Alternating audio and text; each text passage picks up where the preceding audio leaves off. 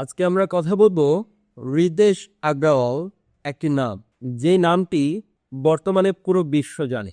ইন্ডিয়ার সবচেয়ে অল্প বয়সে হওয়া বিলিয়নিয়ারদের মধ্যে রিতেশ আগ্রাওয়াল অন্যতম একজন। তিনি তার 18 বছর বয়সে এসএসসি ক্লাস শেষ করার পর বাবা মার কাছে চেয়ে 2টি বছর নিয়েছিল যে আমাকে 2টা বছরের একটা গ্যাপ দেন, যেন আমি আমার পছন্দের একটা কাজ করে আমার নিজেকে প্রমাণ করতে পারি যে আমার দ্বারা কিছু সম্ভব। এই সময়টা চেয়ে নেওয়ার পরে তার বাবা মা তাকে এই সময়টা দিয়েছিল। তিনি এই 2 বছরে তার জীবনে পৃথিবীর সাথে পরিচিত হতে এয়ারটেল সিম বিক্রি করতে শুরু করেন। এয়ারটেল সিম বিক্রি করার জার্নিতে নিজের হাতে এয়ারটেলের যে ব্যানারগুলো আমরা দেখি, মার্কেটিং ব্যানার, সেগুলো কিন্তু নিজে হাতুড়ি দিয়ে সেট করেছেন দোকান। এর পরবর্তীতে এটা তার সার্ভাইভাল একটা কাজ ছিল, সার্ভাইভ করার জন্য এটা করতেন। পাশাপাশি তিনি কিন্তু নিজের জায়গা থেকে সেলফ স্টাডিটাকে কন্টিনিউ রেখেছিলেন। আমরা যারা খালিদ ফারহান ভাইয়ের ভিডিও দেখে থাকি তারা কিন্তু পিটার থিল নামটা খুব ভালোভাবে জানি। 0 to 1 বইয়ের যিনি লেখক, পেপল মাফিয়ার সবচেয়ে অন্যতম একটা নাম, যার এক কথায় সিলিকন ভ্যালির ইনভেস্টররা হুমড়ি খেয়ে মানুষের উপর পড়ে। এই ব্যক্তিটা সম্বন্ধে রিতেশ আগ্রাওয়াল তখন পড়ালেখা করছিলেন এবং তার একটি ক্লাবে মেম্বার হওয়ার জন্য তিনি আবেদন করছিলেন এবং চেষ্টা চালিয়ে যাচ্ছিলেন। এর মাঝখান দিয়ে তিনি সার্ভাইভাল প্রজেক্ট হিসেবে ওই 2 বছরে তিনি অনেক ভ্রমণ করতেন ইন্ডিয়াতে। এই ভ্রমণের মাঝখানে তিনি দেখলেন যে কিছু কিছু এমন এমন এরিয়া আছে যেখানে যে হোটেল হিসেবে ভাড়া থাকা যায়, যেখানে রুম শেয়ার করে অনেকে গেস্ট রাখেন। তার মাথায় একটা আইডিয়া খেলে গেল যে এই ছোট ছোট যে রুমগুলো ভাড়া দেওয়া হয়, এটাকে যদি আমি একটা সফটওয়্যারের মাধ্যমে, একটা অ্যাপের মাধ্যমে কানেক্টেড করে দিতে পারি তাহলে কেমন হয়। তিনি যেই অ্যাপটা বর্তমানে ইন্ডিয়াতে ফেমাস, সেটার জার্নি ওইভাবে শুরু করতে যে তিনি যে প্রবলেমগুলো ফেস করেন সেটা হচ্ছে ওই যে আলাদা আলাদা যে রুমগুলো তিনি ভাড়ার জন্য রেজিস্টার করাচ্ছেন তার অ্যাপের মধ্যে, ওইখানে যে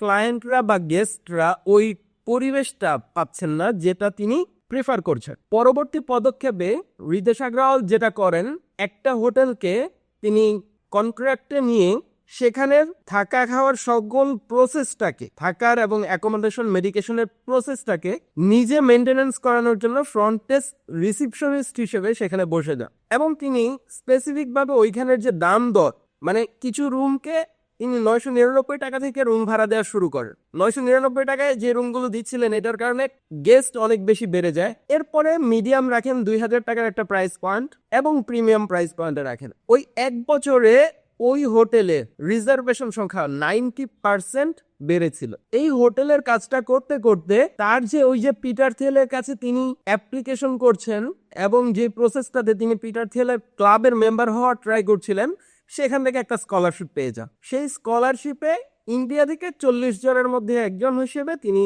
সেখানে জয়েন করেন এবং লাস্ট যে 10 জনকে ফান্ডিং দেওয়া হবে, গ্র্যান্ট মানে হচ্ছে এটা কোনো রিটার্ন নেওয়া হবে না, এরকম একটা গ্র্যান্ট তিনি পান। সেটা ছিল 1 কোটি টাকার পরিমাণ। তাহলে এই যে 1 কোটি টাকার পরিমাণ যেই ইনভেস্টমেন্টটা তিনি পেলেন, সেটা কিন্তু পেয়েছিলেন পিটার থিলের ওই ক্লাবের মেম্বার হওয়ার মাধ্যমে।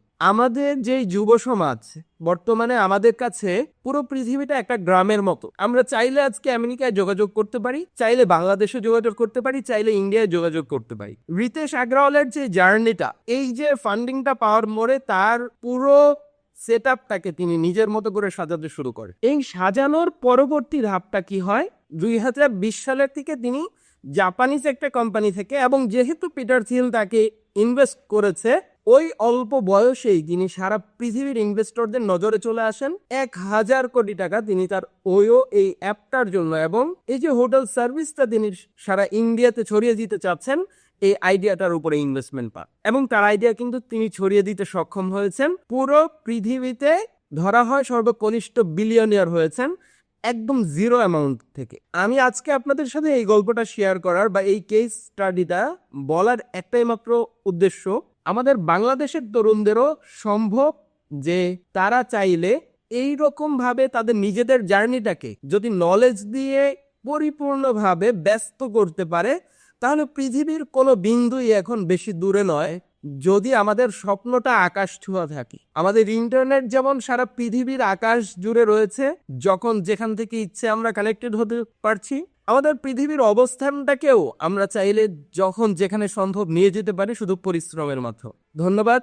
এরকম কেস স্টাডিগুলো আপনারা শোনার জন্য কিংবা জানার জন্য আমাদের চ্যানেলটিকে সাবস্ক্রাইব করে রাখবেন। আশা করি যেন পরবর্তী ভিডিওগুলো আপনি সবার আগে নোটিফিকেশন পেয়ে যান। তার জন্য নোটিফিকেশন বেল বাটনটিও ক্লিক করে রাখবেন। ধন্যবাদ।